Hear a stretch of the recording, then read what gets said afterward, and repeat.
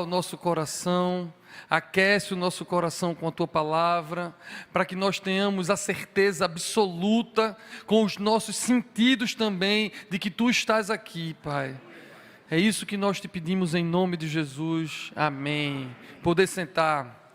Bom estar aqui com vocês de novo na quarta-feira. Já fazia um tempinho que eu não vinha estar aqui pregando com vocês na quarta, e é um privilégio.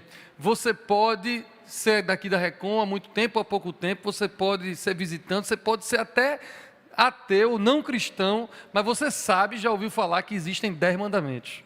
Isso aí você viu com certeza, porque tem filme, tem série, tem até novela que falou do assunto. Moisés recebeu de Deus a lei e escreveu os 10 mandamentos. Isso era um negócio inédito. Até essa época, até Moisés chegar na história, Deus não tinha dado leis aos homens dessa forma. E nós estamos agora num período de preparação para Pentecostes. Pentecostes será no dia 5 de junho, domingo de Pentecostes, onde o povo judeu, no Antigo Testamento, celebrava isso, a entrega da lei de Deus para Moisés. No Novo Testamento a gente celebra outra coisa que eu vou falar mais tarde, mas era o que os judeus celebravam no Pentecostes. Pentecostes vem de 50 dias depois da Páscoa. Então nós tivemos a Páscoa, 50 dias depois da Páscoa, os judeus celebravam Pentecostes, celebrando esse dia da entrega da lei. E é bom porque a gente também está em preparação para Pentecostes. A partir do domingo que vem, no culto da noite do domingo, nós teremos 3 domingos de preparação para Pentecostes. O reverendo Rodolfo nesse domingo, o reverendo Igor no outro domingo, e no dia 5, que é o dia de Pentecostes, eu vou pregar também no domingo da noite para celebrar isso, que é uma coisa muito importante na nossa fé. Mas antes de eu começar a comentar, eu pretendo comentar cada um dos 10 mandamentos hoje, bem rapidamente, passando só uma pincelada. Mas antes disso, eu queria trazer para vocês o contexto em que Deus entregou a lei. Isso está no capítulo anterior, nós lemos o capítulo 20 de Êxodo, mas se a gente fosse ler o capítulo 19 todo, a gente ia ver o contexto no qual Deus entrega a lei, e isso é um negócio muito importante. Eu vou ler só o versículo 4 do capítulo 19, que diz assim, isso é Deus falando para o povo: vós tendes visto o que fiz aos egípcios, como vos levei sobre asas de águias e vos trouxe a mim. Veja que Deus estava falando para o povo, que estava cuidando do povo, tinha acabado de libertar o povo que era escravo no Egito, e agora tinha trazido o povo para perto dele, como uma águia traz, com asas de águia, com cuidado. Deus estava trazendo o povo para perto dele. Então o contexto dos 10 mandamentos é um contexto de cuidado, é um contexto de Deus cuidando do seu povo. E eu digo isso porque tem muita gente que pensa, quando ouve falar nos 10 mandamentos, que é alguma coisa assim, meio que uma proibição, meio arbitrário, caprichos de Deus. Eu já peguei um adolescente que disse isso: por que Deus está mandando fazer isso? De onde vem a gente ter a obrigação de cumprir 10 mandamentos, ordens? Mas não é assim, é cuidado. Imagine como um sinal de trânsito assim, pista molhada. Quando tem um sinal de pista molhada, é um cuidado para você, motorista, não bater no carro. Eu lá em casa com Paula, temos 3 filhos, e se a gente não fizer algumas regras, não são 10 mandamentos, mas são alguns, eu acho até que se depender de Paula são mais do que 10, se a gente não disser, vai ser ruim para eles. Então, quando a gente coloca uma regra, uma lei em casa, é para o cuidado deles. Se eu deixasse, meus filhos iam passar o dia comendo fine. Já viu aquele negócio de fine que vende imposto? Davi só ia comer fine e 7 belo. Ivan, mais velho, só ia comer leite moça com farinha láctea, né? Que é um negócio gostoso, você tem que dizer, mas não dá para viver só disso. Então tem uma regra que não dá para viver só disso. Por quê? Mas é uma regra que é o melhor para eles, e é assim também com os 10 mandamentos. No Novo Testamento, Jesus resumiu os 10 mandamentos em 2. Eu vou ler lá Mateus 22, eu vou ler do 37 ao 40 do Evangelho, que vocês conhecem, mas diz assim a palavra do Senhor. E Jesus disse-lhes: amarás o Senhor teu Deus de todo o coração e de toda a tua alma e de todo o teu pensamento. Este é o primeiro grande mandamento. E o segundo semelhante a este é: amarás o teu próximo como a ti mesmo. Destes 2 mandamentos dependem toda a lei e os profetas. Então, esses 10 mandamentos que nós lemos de Êxodo, Jesus resumiu em 2. Amar a Deus sobre todas as coisas, amar o próximo como a nós mesmos.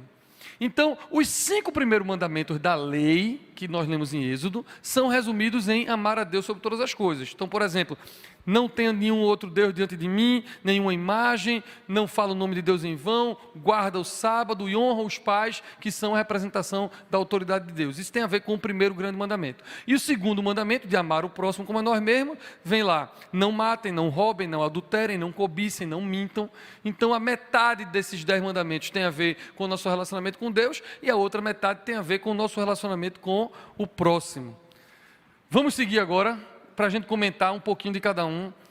É feita uma revisão de carro. De vez em quando o carro tem que passar por um check-up. Eu quero fazer um check-up dos 10 mandamentos. Um dia a gente ainda vai fazer uma série aqui de 10 domingos, cada domingo sobre um deles, para a gente aprofundar cada mandamento. Mas hoje vamos fazer uma revisão geral. Então, começando pelo primeiro mandamento: não terás outros deuses diante de mim.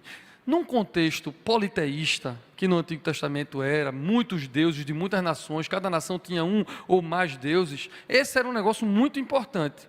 Deus estava dizendo, na verdade, assim: ninguém vem na minha frente, eu sou prioridade. E isso é a coisa mais difícil do mundo.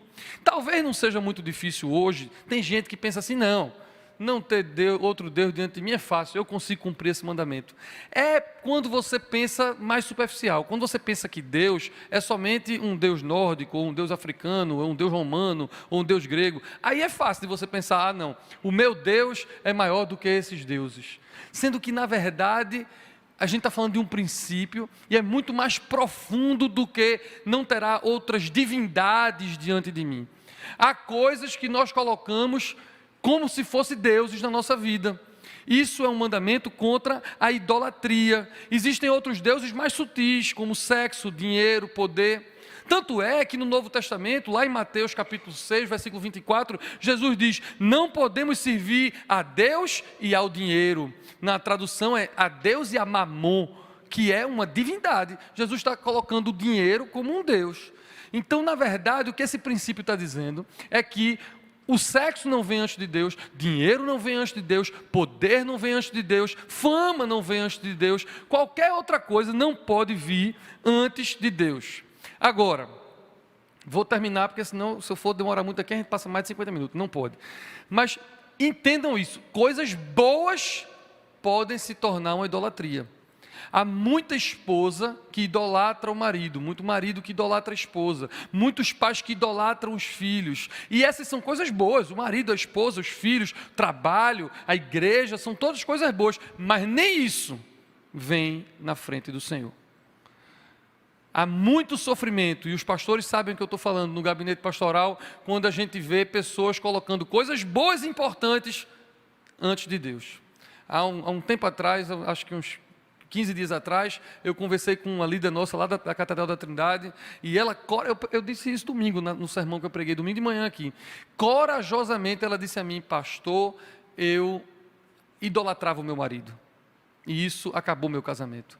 Você veja como isso é sério, e como às vezes é muito sutil. Nada pode vir diante de Deus, amém?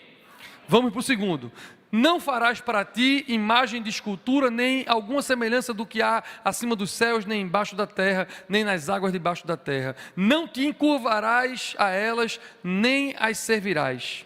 Isso também era muito comum naquela época: divindades em forma de homens, divindade em formas de animais. Tinha uma divindade conhecida no Antigo Testamento chamada Dagon, que tinha corpo de homem e cabeça de peixe, e essa era uma divindade. O bezerro de ouro era um animal e eles adoravam. Então, quando Deus diz para a gente não fazer imagem, é muito mais do que a imagem em si, é não se encurvar, não adorar a essa imagem. Eu sou muito apaixonado pela minha esposa, Paula, que vocês conhecem. Também é difícil não se apaixonar, porque a bicha é bonita que sou. E eu imagino a minha frustração se eu encontrasse na bolsa de Paula uma foto de outro homem. Eu ia ficar arrasado. E é mais ou menos assim: quando a gente cria imagens de outros deuses e de outras coisas que a gente adora, eu acho que é assim que Deus pensa. No Novo Testamento, na carta de Tiago, Deus diz que Ele tem intenso ciúme de nós, porque Ele é o nosso Deus, Ele é o único Deus. E no Novo Testamento, sobretudo no Antigo também, mas nós somos a noiva de Cristo. É assim que a gente deve pensar. Então a gente não deve estar colocando imagens de outros deuses, nem escultura de outras divindades, porque nós temos um só Senhor. Imagine a gente se prostrando diante de outras divindades, sobretudo divindades esculpidas, pintadas. Agora, por conta desse mandamento, tem gente que não compreende bem e acha que não gosta nem de obra de arte sacra. Tem muita gente que é assim. E na igreja brasileira é mais do que na oriental e nos Estados Unidos. A igreja brasileira, não sei porquê, a igreja protestante tem, eu acho que um ranço tão grande com a igreja católica, que tudo que lembra a igreja católica, tu acha que está errado e é ruim. Aí tem gente que não gosta de nenhum tipo de arte, de escultura, de pintura, e eu sou apaixonado por arte. E arte sacra. A Bíblia não está falando disso, de você ter uma escultura, uma obra de arte bonito. A Bíblia está falando de a gente não se curvar e adorar a uma imagem. De não você se curvar ou adorar a qualquer coisa, inclusive uma imagem, uma escultura que seja uma divindade. Eu vivo chocando os crentes. Crente fica chocado comigo, pelo jeito que eu me visto, pelo jeito que eu falo. E quando os crentes vão para a minha sala no meu trabalho, toma logo um susto, porque eu tenho um São Francisco de Assis desse tamanho assim, bem grande na minha mesa. Aí o cara fala, tu é protestante mesmo, tu é evangélico? Eu digo, sou. E esse São Francisco de Assis? Mas rapaz, esse cara me inspira tanto, eu gosto tanto desse homem. Mas é porque o povo fica chocado, porque está acostumado a achar que a imagem do santo, a escultura do santo, mas não é disso que a gente está falando aqui, a gente está falando de coisas muito mais profundas do que isso. É de você se encurvar e adorar uma imagem de uma outra divindade. Amém? Vamos para o outro. Não tomarás o nome do Senhor Deus em vão. O nome é também muito importante, representa quem é. Tão importante que Jesus no Novo Testamento ensina a gente a orar em nome dele, em nome de Jesus. E o nome era, Deus vivia mudando o nome do povo. Abrão virou Abraão, Jacó virou Israel, até Pedro mudou de nome. O nome era um negócio importante. Eu tenho um tio que tinha uma cachorra. E quando a cachorra chegou bebezinha, ele disse, meu Deus, eu vou ganhar uma cachorra. Aí, qual vai ser o nome, tio Kleber? Ele disse, Serena, para ver se cola. Mas não colou não, porque a cachorra era o pé da besta. O nome, às vezes, dá o caráter. A gente quer que o nome empreste esse negócio. E a gente usa o nome de Deus para tudo. Eu vou dizer a vocês um negócio que eu me choquei. Desde sempre, esse ano a gente completa 30 anos do Seminário de Vida no Espírito Santo. Desde 92 que existe. Mas em 1998 ou 9, não me lembro, por ali... Eu também nem gosto de me lembrar, porque fica me lembrando que eu estou velho. Eu estava num seminário de vida no Espírito Santo desse, lá no Alto do Eucalipto, e nunca esqueço disso. Jantar, sexta-feira de noite, era aquela velha e boa sopa de batata, que durante muito tempo tinha lá na sexta-feira de noite. E eu estava sentado na mesa agoniado, porque eu ia ministrar louvor, e o cara tomando louvor está sempre agoniado, né? Porque sempre não sei o quê. Aí eu estava ali comendo, e a irmã chegou para mim e fez, você passa a batata em nome de Jesus? Eu fiquei chocado com passa a batata em nome de Jesus. Isso marcou a minha vida, que tantos anos depois eu estou me lembrando agora. Porque eu passei a batata para ela, mas eu me lembro de eu ter dito a ela, minha irmã, eu passaria a batata, se você dissesse assim, passe a batata, Ivanzinho. Você tem que chamar em nome de Jesus para eu passar uma batata. Tu não acha isso demais não, irmã? Mas é porque é o costume, tudo é em nome de Jesus, em nome do grande, em nome de Deus. Para com isso, bicho, um negócio tão importante é o nome de Deus, o nome de Jesus. Não dá para tomar em vão, e tem gente manipulando pessoas em nome de Deus, o que é muito pior, falando o que Deus disse, o que Deus quer, o que Deus não quer, quando a gente sabe que o que Deus quer e o que Deus não quer está na palavra dele. E as pessoas usam o nome de Deus em vão, e isso é tão perigoso, tão perigoso. Eu falava uns 50 minutos disso aqui, mas não vou, por causa da hora, né? Não dá. Então, não tomar o nome de Deus em vão. Vamos para o quarto. O quarto mandamento é grande demais, eu só vou falar um pouquinho. Lembra-te do dia de sábado para o santificar. E depois tem mais uns 3 versículos embaixo. E tem gente que se orgulha de trabalhar muito. Eu era um deles. No passado eu fui chamado de workaholic. Depois eu descobri que eu não era workaholic. Meu negócio não era trabalhar, meu negócio era fazer qualquer coisa. Eu era imperativo. Eu usava a minha hiperatividade para trabalhar, mas hoje não, eu faço outras coisas além de trabalhar. Mas eu era orgulhoso do cara que trabalhava muito. Eu gostava de dizer que eu era o primeiro a chegar e o último a sair, que trabalhava no sábado, no domingo, que trabalhava trabalho para casa. Era um pecado enraizado que eu tinha, de orgulho do trabalhar muito. Hoje não. Hoje quando o povo faz assim, Ivan trabalhou muito, eu digo, não, trabalhei normal, tranquilo. Trabalhei o suficiente. Porque eu faço inclusive isso para chocar, porque as pessoas já me perguntam, querendo que eu responda que sim. As pessoas perguntam assim, tu está trabalhando muito? Como que isso fosse um elogio? Aí eu já choco de volta, tu está trabalhando muito? Não, estou trabalhando normal, trabalhando bem.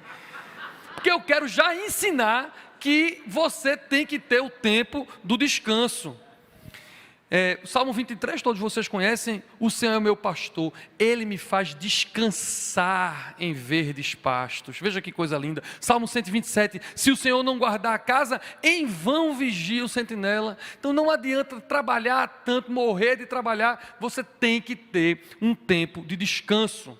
Os judeus na época de Jesus faziam isso a partir do pôr do sol da sexta até o pôr do sol do sábado. Aliás, fazia não, faz, até hoje, até o pôr do sol. Nós no Novo Testamento já pensamos nisso não como uma regra, mas como um princípio. A gente escolheu o domingo para ser o dia do Senhor, mas eu quero que vocês entendam que o princípio é mais importante do que a regra.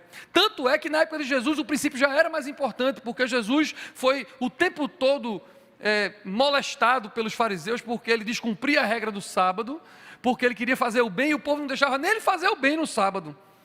Jesus sofreu muito isso. E tem gente que pensa muito nessa história, mas o que interessa é o princípio. Você precisa descansar. Você não é um super-homem. Aliás, é tão bom estar pregando isso nessa quarta-feira, porque daqui a 2 dias eu vou tirar férias.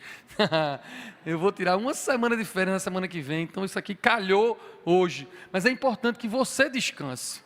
Você não é feito para trabalhar sem parar. E vocês têm muitas outras coisas além do trabalho, muitas responsabilidades em casa. E Deus já disse lá, você descansa um dia. Isso é uma coisa que é espiritualidade. Quando você levar a sério isso como espiritualidade, você vai cuidar do seu corpo, das suas emoções, e você vai descansar. Amém? Amém. Vamos para frente, senão não termina. 5º, honra teu pai e tua mãe. É o último em relação a Deus. Honra o teu pai e a tua mãe, para que se prolonguem os teus dias na terra. Mandamento com promessa.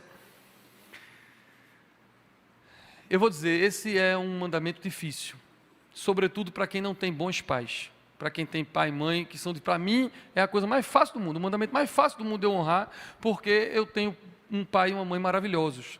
Mas eu sei que nem sempre é assim. E isso é um alerta para nós não sofrermos com amargura, mesmo aqueles que não têm bons pais.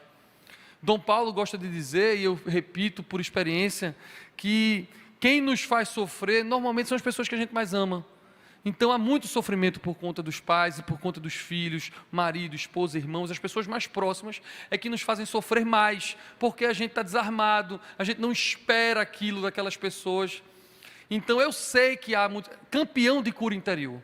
Nós temos um seminário chamado SOSO, que é um seminário de cura e libertação, teve em janeiro, vai ter em outubro, e a gente trata de cura e libertação das pessoas, e assim, uns 70% dos problemas das pessoas que chegam no SOSO tem relação com falta de perdão, com pai, com mãe. Então a gente sabe que isso é algo muito importante, mas mesmo, você é obrigado a amar, você não é obrigado a gostar, você é obrigado a honrar, você não é obrigado a acreditar em tudo, ou ficar sorrindo para tudo. Honrar não é obedecer cegamente, mas honrar é perdoar. Honrar é não permitir que isso cause uma amargura no teu coração tão grande que você não consiga nem se relacionar com Deus ou chamar Deus de pai por conta do seu relacionamento com seu pai, com sua mãe. É ter paciência, é não abandonar, e eu sei que não é fácil, mas eu sei que Deus pode nos ajudar nisso. Amém? Agora vamos para os 5 mandamentos que têm a ver com o próximo. Esses vão ser mais rápidos. Primeiro, não matarás. Direto, não assassinarás.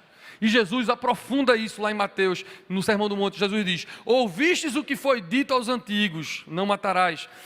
Mas qualquer que matar será réu de juízo. Eu, porém, vos digo que qualquer que sem motivo se encolerizar contra seu irmão será réu de juízo. Ou seja, Jesus está falando de um princípio. Jesus está aprofundando a lei. Moisés disse: não matarás. Jesus está dizendo: é mais do que matar, dar tiro.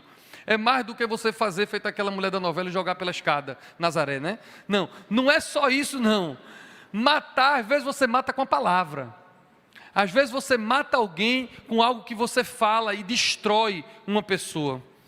Jesus está falando que tem a ver com controlar a raiva e controlar a ira. Porque quando eu não controlo a minha raiva e quando eu não controlo a minha ira, se eu tiver uma arma, é olho por olho, dente por dente, eu mato alguém. Mas como eu não tenho arma, às vezes eu mato de outra forma. E o princípio que Jesus está dizendo assim, não matarás, controle a sua ira, controle a sua raiva. Tem gente que tem pavio curto, tem gente que nem pavio tem, mas vocês têm que cuidar disso, isso é algo muito importante. Outro campeão de cura e libertação no SOS é aborto. Aborto é assassinato, é matar. Nós não temos direito de matar ninguém. Nosso Deus é um Deus de vida e não de morte. Amém? Jesus sofreu essa violência, ele foi morto por mim e por você. Vamos para o 7º mandamento. Eu estou indo no ritmo bom, não estou achando que vai dar tempo da gente assistir um joguinho quando chegar em casa. Vamos lá. 7º mandamento: não adulterarás. Esse também merecia uns 253 sermões só sobre ele. Consequências do adultério são devastadoras. Só quem passou por isso sabe. Nós que somos pastores, que ouvimos isso, sabemos o sofrimento, mas não conseguimos nem nos colocar na posição de quem sofre o adultério. E quem comete o adultério, o problema que dá na vida espiritual depois. Problema na autoestima, é muito sério. Pensa que não, mas o sentimento de culpa é muito grande. Tem uma história que o reverendo Marcondes, que está ali, meu companheiro em algum lugar, ele está ali, olha ali. Uma história que a gente tem, que a gente viveu junto, muito importante, marcante na minha vida. Foi que a gente estava num seminário de vida, vai ter agora seminário de vida, né, no domingo de Pentecostes, 3 a 5 de junho. A gente estava num seminário desse, orando para que o Espírito Santo fosse pleno na vida das pessoas, e veio uma senhora para que eu orasse por ela, e eu estava junto com a tia Stella Cox, falecida, estava eu e ela orando por essa senhora, e ela não conseguia ser cheia do Espírito Santo, de jeito nenhum, algo travava, ela estava opressa, ela estava muito mal, e a gente ali orando, naquela luta com ela, até que o Espírito Santo revelou. E Estela disse a ela: olha, minha senhora, não sei como foi que ela chamou, e disse: tem alguma coisa que a senhora precisa confessar, tem algum pecado que você precisa confessar para que Deus seja pleno em você, confesse seu pecado. E ela, ainda muito travada, o inimigo não queria deixar ela confessar, eu ainda saí de perto, porque normalmente a gente gosta de deixar mulher com mulher, homem com homem. E aí ela, depois de muita luta, muita oração, muita batalha espiritual, explodiu. Ela não falou, ela explodiu numa confissão de que ela tinha adulterado contra o marido dela, que já estava morto nesse dia. O marido dela já tinha morrido há 5 anos e esse acontecimento tinha sido há 20 anos atrás. Mas observe o que eu vou dizer agora. Ela traiu esse marido há 20 anos atrás e o marido dela nem vivo estava mais. Mas a vida dela era capenga, manca, há 20 anos, por conta desse pecado não confessado. Por conta da consequência de um adultério na vida dessa mulher. E naquele dia ela foi liberta, porque nós oramos e ela confessou o seu pecado. E ela colocou isso para fora, recebeu o perdão de Deus, e isso transformou a vida dela. Mas olhe, adultério é um negócio impressionante. Jesus também aprofundou esse mandamento. Ouvistes o que foi dito aos antigos: não cometerás adultério. Eu, porém, vos digo que qualquer que atentar numa mulher para cobiçar, já em seu coração cometeu o adultério. Ou seja, é mais do que um ato, é na mente e é no coração. Você já está entendendo quão profundo é isso? Não é só você sair e trair alguém, é no seu coração você já trair alguém. E hoje é dia de a gente confessar os nossos pecados, hoje é dia de a gente colocar isso para fora, receber cura do Senhor. É dia de nós prosseguirmos para o alvo, entendendo que a gente tem que cuidar do nosso coração primeiro, e depois vem o nosso comportamento. Amém? Vamos partir para o 8º, que é: não furtarás. Não tomar o que não é nosso, coisas grandes, coisas pequenas. Deus é o nosso provedor, nós não precisamos disso. A gente... não é só o roubo, é o furto. Não é só o roubo e o furto de alguém, de tomar uma carteira. É quando a gente rouba o nosso empregador, o nosso empregado, o governo, a igreja, o nosso irmão, em problema de família. Quando a gente rouba, quando a gente quer o que não é nosso, ou quer mais do que o que a gente tem direito, a gente está cometendo esse pecado. E Provérbios 15:16 diz assim, veja que lindo: melhor é o pouco com o temor do Senhor do que um grande tesouro onde há inquietação. Quem furta ou quem rouba não tem paz. Ou quando a mente já está tão cauterizada, já faz tanto que até o incômodo não existe mais, mas não vai ter comunhão com Deus, não vai conseguir ser feliz, porque vai ficar pesado. Deus é o nosso provedor. O que Ele tem para nós está guardado e é nosso. Nós não precisamos do que Ele não proveu para a gente. Amém? Penúltimo, versículo 16. Não dirás falso testemunho contra o teu próximo. Ah, paz, é tão lindo isso. Mas quando essa linguagem é uma linguagem muito forense, não falar falso testemunho. Eu falo testemunho, eu penso logo num fórum, eu penso logo num juiz, eu penso logo em alguém defendendo alguém, um advogado gritando, feito aquele filme americano. Mas é muito mais do que isso, não é só em audiência, isso é um princípio de vida. Porque como eu estava falando antes, você quando mente, você pode acabar a vida das pessoas. Jesus sofreu isso, mentiram a respeito dele. Já é ruim fofoca verdadeira, avalie falsa, não é? E a gente está vendo pessoas levantando falso, falando das pessoas. Um amigo gosta muito de dizer assim, rapaz, eu não deveria lhe contar isso, mas quando ele diz assim, eu não deveria lhe contar isso, eu corto logo ele diz, então não conte. Eu sou um caba chato, isso eu confesso, eu não vou mentir para vocês, coisa dura esse é meu amigo. Porque quando, não tem esse negócio, rapaz, não devia nem te dizer, não diga um negócio desse junto em mim não, porque se você disser, não devia nem me dizer, eu não vou deixar você dizer de jeito nenhum. Mesmo que seja notícia boa, eu não vou deixar mais você dizer. Porque a gente tem que aprender a cortar a fofoca, o mal e a fake news pela raiz. E digo mais, a gente tem que aprender a não ser conivente com isso.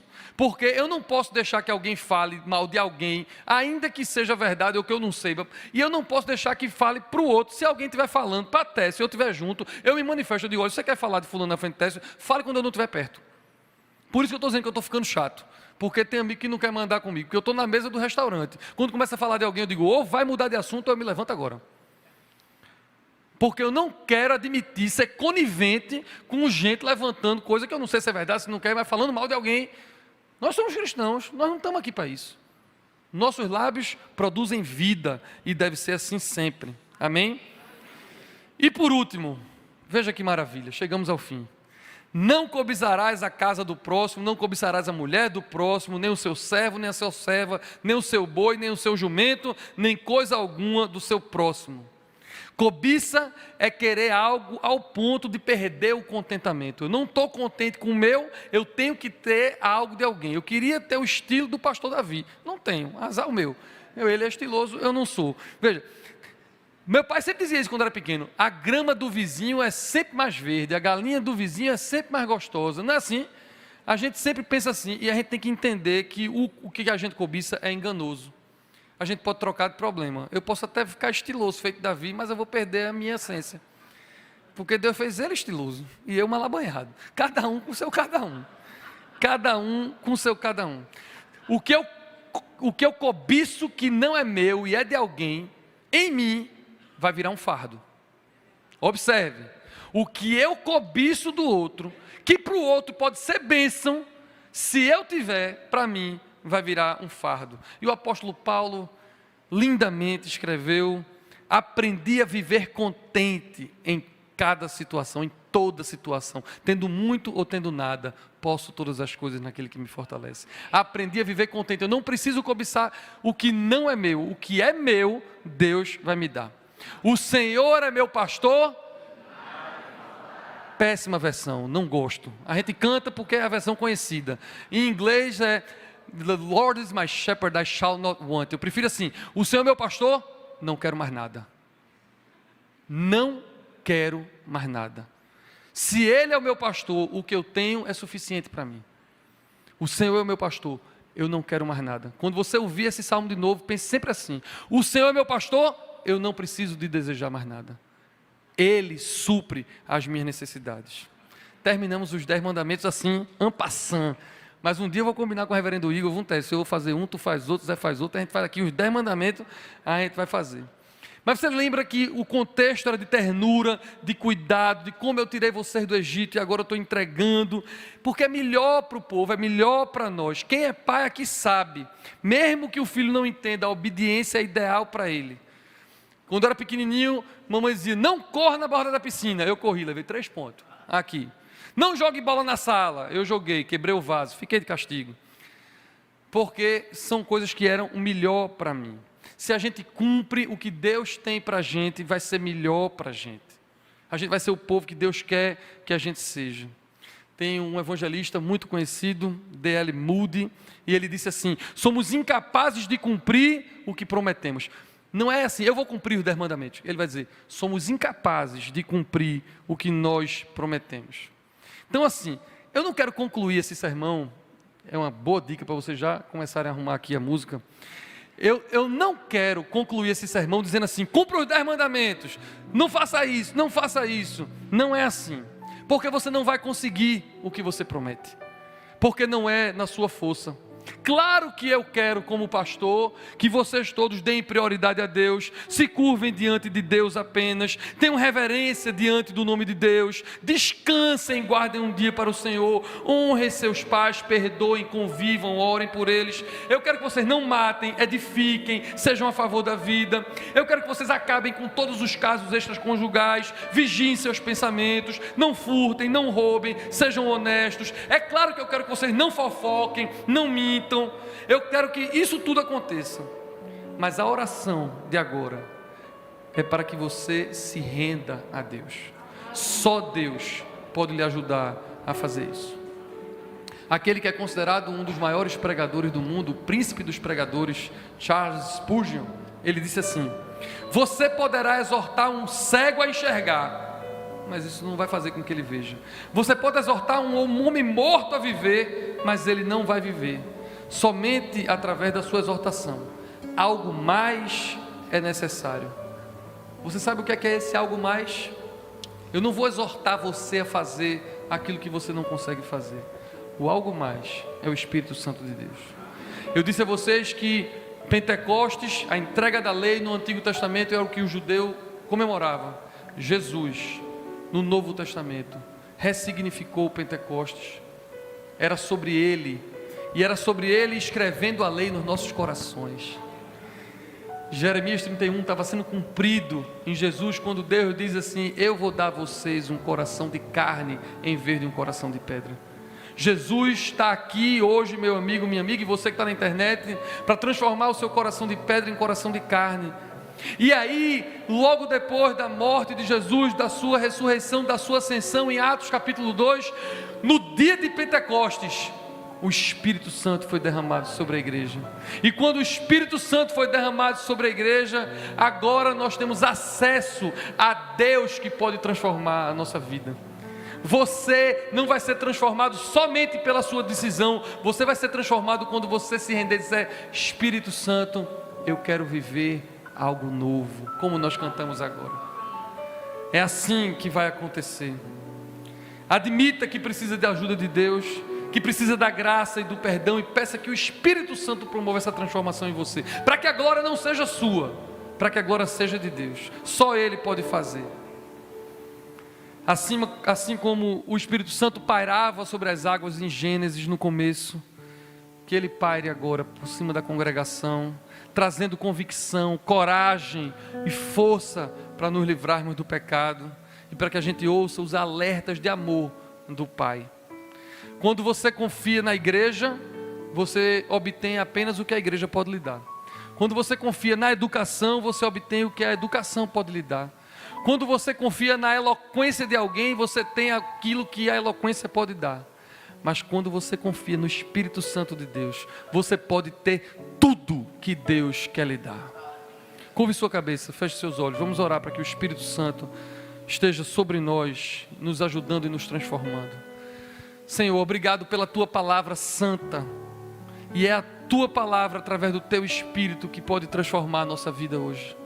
Nós queremos ser transformados por Ti. Nós dizemos sim para o Senhor, mas não confiamos no nosso sim. Nós confiamos no Teu Espírito que vai operar em nós o querer e o efetuar. O Teu Espírito que vai transformar a nossa vida em cada detalhe dessa grande revisão que fizemos da Tua lei. Coloca isso gravado nos nossos corações. Espírito Santo de Deus, faz uma obra de renovação na nossa mente hoje. Transforma a nossa vida. É assim que oramos, em nome de Jesus. Amém e amém. Deus abençoe vocês.